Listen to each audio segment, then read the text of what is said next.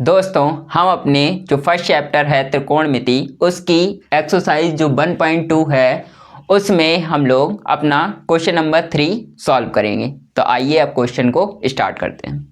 तो question number 3 जो हमारा दिया गया है, यदि tan a + b = √3 और tan a - b = 1/√3 है और 0 डिग्री पर 0 डिग्री लेस देन होगा, a + b 0 से बड़ा होगा और a + b से बड़ा होगा 90 डिग्री और उसके इक्वल भी। a बड़ा होगा b से, तो a और b का मान ज्ञात करना है। तो सबसे पहले हम इन लाइंस को नोट करेंगे जो हमें वैल्यू दे रखी हैं। तो ये इसका सॉल्व, tan a + b = √3, ये हमारी होगी फर्स्ट इक्वेशन। सेकेंड इक्वेशन है tan a - b = 1/√3, ये हमारी होगी इक्वेशन नंबर सेकेंड। अब हम इसको इक्वेशन नंबर फर्स्ट को देखते हैं। तो tan a + b = √3 जो हमें दे रखा है वो वैल्यू होती है tan में किसकी, तो tan 60 डिग्री की। यहाँ पर डाल लो इक्वेशन नंबर फर्स्ट, मतलब समीकरण नंबर 1। तो tan a + b जो वैल्यू हमें tan में √3 दे रखी है वो tan में वैल्यू होती है tan 60 की। तो हमने यहाँ पर रख दिया tan 60, मतलब tan 60 = √3, ये होती है। तो यहाँ से tan से tan cancel, a + b equal आ जाएगा हमारे पास 60 डिग्री, इक्वेशन नंबर थर्ड, ये हो गया। उसके बाद अगली इक्वेशन, मतलब इक्वेशन नंबर हम लोग सेकेंड को क्या करेंगे, सॉल्व कर लेंगे।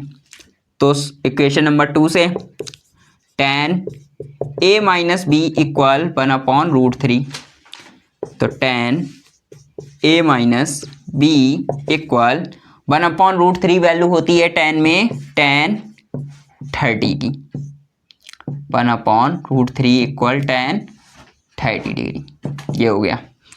तो tan से tan कैंसिल, a - b = 30 आया, ये और ये। a + b की वैल्यू एक बार आई 60 और दूसरी बार a - b की 30 डिग्री, ये दो वैल्यू हमारे पास आ गई। ये इक्वेशन नंबर थर्ड, ये इक्वेशन नंबर 4। तो अब इक्वेशन नंबर थर्ड और फोर्थ को ऐड करने पर, इन दोनों इक्वेशन को हम क्या करेंगे, ऐड कर देंगे। तो a + b = 60 और a - b = 30, तो b से b कैंसिल, a और a 2a = 60 और 30, 60 और 30 हो जाएगा 90। तो 2a इक्वल हमारे पास आया 90 डिग्री और a इक्वल हो जाएगा 90/2, मतलब 45 डिग्री। तो यहाँ से हमारे पास जो a था, a की वैल्यू आ गई कितनी, 45 डिग्री आ गई। अब यही हम a की वैल्यू हम कोई सी भी इक्वेशन में रख दें, चाहे इक्वेशन नंबर सेकंड में रख दें, चाहे इक्वेशन नंबर हम थर्ड में रख दें, चाहे इक्वेशन नंबर फोर्थ में रख दें, तो वहाँ से हमें वैल्यू इसकी आसानी से मिल जाएगी b की। तो a की वैल्यू हमने रख दी इक्वेशन नंबर थर्ड में। तो a + b इक्वल हमें दे रखा था 60 और a की वैल्यू रखेंगे 45 डिग्री प्लस b = 60, तो b = 60 - 45 और b आ जाएगा हमारे पास 15 डिग्री। तो a की वैल्यू a = 45 हो गया और b 15 डिग्री हो गया। ये हमारे पास a और b की वैल्यू आ गई। इनके अकॉर्डिंग ये बात भी सॉल्व हो गई। a बड़ा होना चाहिए किससे, b से, तो a बड़ा है किससे, b से, क्योंकि a की वैल्यू है हमारे पास 45 और b की वैल्यू है 15, तो a b से बड़ा है। ये कंडीशन भी प्रूफ। तो ये क्वेश्चन था हमारा थर्ड। बुला लूँ। तो क्वेश्चन नंबर 4 में हमसे बोला गया है सत्य और असत्य हमें निकालने, मतलब ट्रू फॉल्स हमें चाहिए। जो भी हमें क्वेश्चंस दिए गए हैं, ये 5 क्वेश्चंस हैं इसके अंदर, क्वेश्चन नंबर 4 के अंदर ये 5 क्वेश्चंस हैं। इनमें से हमें बताना है कि कौन सा ट्रू है और कौन सा फॉल्स है। तो पहला क्वेश्चन जो है इसका ए पार्ट, उसमें हमसे बोला गया साइन ए प्लस बी इक्वल होता है साइन ए प्लस साइन बी के, तो नहीं। पहला हमारा जो आंसर होगा वो अभी देखो हम बता रहे। तो साइन ए प्लस बी का फॉर्मूला होता है sign A cos B equal sign A cos B plus cos A sine B, ये होता है इसका फॉर्मूला। तो साइन ए प्लस बी इक्वल होता है sign A cos B plus cos A sine B. तो साइन ए प्लस बी के equal में लिखा होना चाहिए था ये, और साइन ए प्लस बी के इक्वल में लिखा हुआ है केवल साइन ए प्लस कॉस बी। तो ये बात इनकी सही है या फिर गलत? तो इसका आंसर होगा फॉल्स, मतलब असत्य। उसके बाद बी पार्ट देखते हैं। तो ये तो था ए, अब बी पार्ट की बात। थीटा में वृद्धि होने के साथ साइन थीटा के मान में वृद्धि होती है। तो वो ये कह रहा है अगर हम थीटा की वैल्यू बढ़ा दें, मानो हमने थीटा की वैल्यू सबसे पहले रखी 0, फिर उसके बाद हमने थीटा की वैल्यू बढ़ाई और हमने रख दी 30, फिर उसके बाद हमने बढ़ाई और वैल्यू रख दी 45, और ऐसे ही हम बढ़ाते चले गए और हमने वैल्यू अपनी थीटा के अकॉर्डिंग, जैसे कि 0 से लेकर हम 90 तक के बीच में कोई सी भी रख दें, या फिर हम उससे भी अधिक की वैल्यू रखें, तो क्या साइन थीटा की वैल्यू के मान में चेंजमेंट होगा कि नहीं होगा? तो 0 से 90 तक में हम देख लेते हैं। तो साइन 0 की वैल्यू 0 होती है, साइन 30 की वैल्यू 1/2 होती है, साइन 45 की वैल्यू 1/√2 होती है, साइन 60 की वैल्यू √3/2 होती है, और साइन 90 की वैल्यू 1 होती है। तो देख रहे हो साइन 0 पे हमें 0 मिल रहा है और साइन 90 पे हमें क्या मिल रहा है?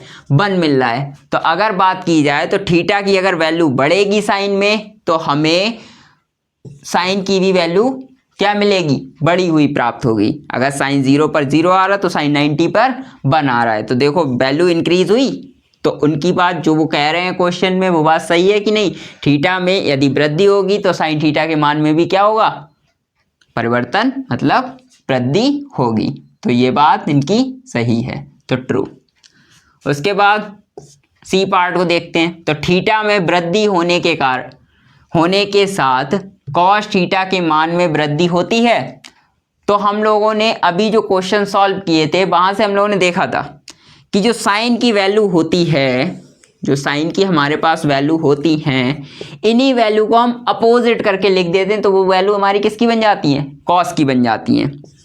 तो कॉस 0 पर होता है 1, कॉस 30 पर होता है √3/2, कॉस 45 पर होता है 1/√2, उसके बाद कॉस 60 पर 1/2, कॉस 90 पर वैल्यू जो हमें मिलती है वो 0 मिलती है। तो देखो कॉस 0 पर हमें वैल्यू 1 मिल रही है, कॉस 90 पर हमें वैल्यू 0 प्राप्त हो रही है। तो जैसे जैसे कॉस में थीटा की वैल्यू बढ़ती जाएगी, वैल्यू हमें कम प्राप्त होती चली जाएगी। 0 पर हमें 1 मिल रही है और 90 पर हमें 0 मिल रही है। तो इनकी कही हुई बात कैसी हो गई? गलत हो गई। तो आंसर क्या हो जाएगा? फॉल्स हो जाएगा। उसके बाद हम अपने डी पार्ट पे चलते हैं। तो थीटा के सभी मानों पर sine theta equal cos theta होता है। तो देखो हमारे पास साइन थीटा की भी सभी वैल्यू लिखी हुई हैं 0 से 90 तक, कॉस थीटा की भी हमारे पास वैल्यू लिखी हुई है 0 से 90 तक। तो केवल साइन और कॉस में केवल 45 डिग्री ऐसा है जिसमें वैल्यू दोनों की कैसी आती है? सेम आती है। मतलब कॉस 45 और साइन 45 इक्वल होता है 1/√2। बाकी जितनी भी वैल्यू हैं देखो आपस में सभी अपोजिट हैं। 0 तो कॉस में 1 हो गई, यहाँ पर 1/2 तो ये √3/2 हो गई। तो वैल्यू इनमें बदलती हैं केवल और केवल थीटा का एक ही मान है, जबकि उन्होंने बोल रखा है कि सभी मानों पर, तो सभी मानों पर ऐसा पॉसिबल नहीं है, तो इसका आंसर हो जाएगा फॉल्स।